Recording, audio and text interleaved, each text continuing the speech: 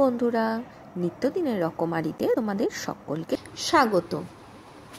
আজকে আমি তোমাদের জন্য নিয়ে চলে এসেছি আলু ডিমের তরকারি। এই তরকারিটা কিন্তু তোমরা রুটি পরোটা দিয়ে সকালে হোক রাত্রিরে হোক যখন ইচ্ছা খেতে পারবে, এবং বানানোও কিন্তু খুব ইজি এবং খেতেও কিন্তু খুব টেস্টি হয়। চলো দেখে নিই কী কী লাগবে। এখানে লাগবে আলু, টমেটো, পেঁয়াজ, ডিম আর কাঁচা লঙ্কা। চলো আগে এই জিনিসগুলো ভালো করে কেটে একটা সাইডে রেখে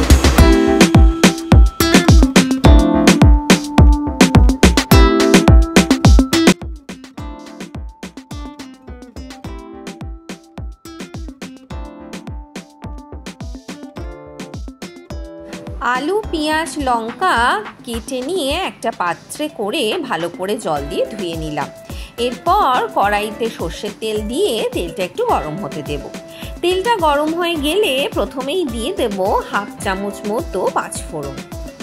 পাঁচফোড়নটা দেওয়ার পরে যে টমেটোটা কুচি কুচি করে কেটেছিলাম সেটা দিয়ে ভালো করে নাড়াচাড়া করে নেব।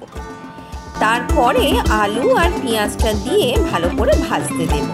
দেখতে থাকো, সাথে থাকো, পরপর কি করছি।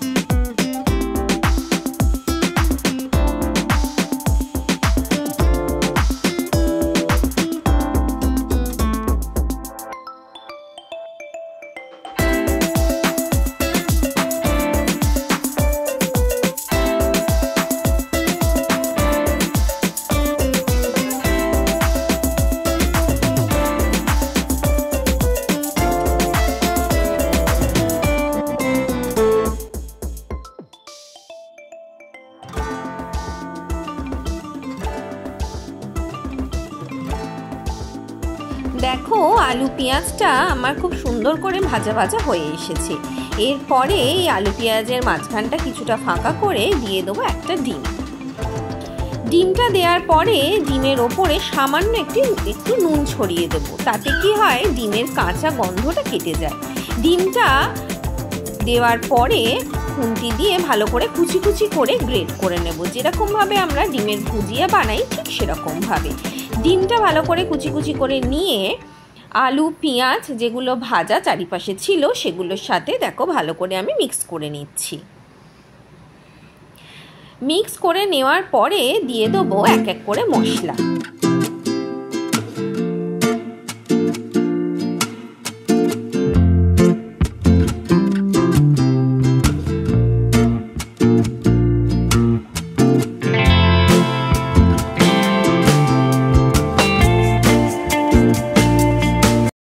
এখানে প্রথমেই আমি দিয়ে দেবো পরিমাণ মতো নুন।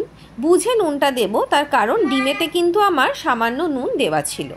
এরপরে দিয়ে দিলাম হাফ চামচ মতো জিরে গুঁড়ো, হাফ চামচ মতো লঙ্কা গুঁড়ো আর হাফ চামচ মতো হলুদ গুঁড়ো। লঙ্কা গুঁড়োটাও বুঝে দেব, কারণ এখানে কিন্তু আমার অলরেডি কাঁচা লঙ্কা চিড়ে দেওয়া আছে। নুন আর লঙ্কাটা তোমরা কিন্তু নিজেদের স্বাদ অনুযায়ী দিয়ে নেবে। আর লাস্টে দিয়ে দিলাম অল্প একটুখানি চিনি, স্বাদটা একটু এনহ্যান্স হওয়ার জন্য।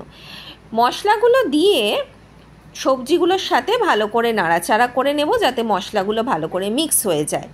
এরপরে দিয়ে দেবো পরিমাণ মতো জল। জলটা দিয়ে ভালো করে ফুটতে দিতে হবে যাতে আলুগুলো ভালো করে গলে যায়। জল দিয়ে দেওয়ার পরে বেশ কিছুক্ষণ পরে দেখো আমার তরকারিটা ফুটে এসেছে। একটু মাখো মাখো হয়ে গেলেই আমার রেডি হয়ে যাবে আজকে আলু ডিমের তরকারি।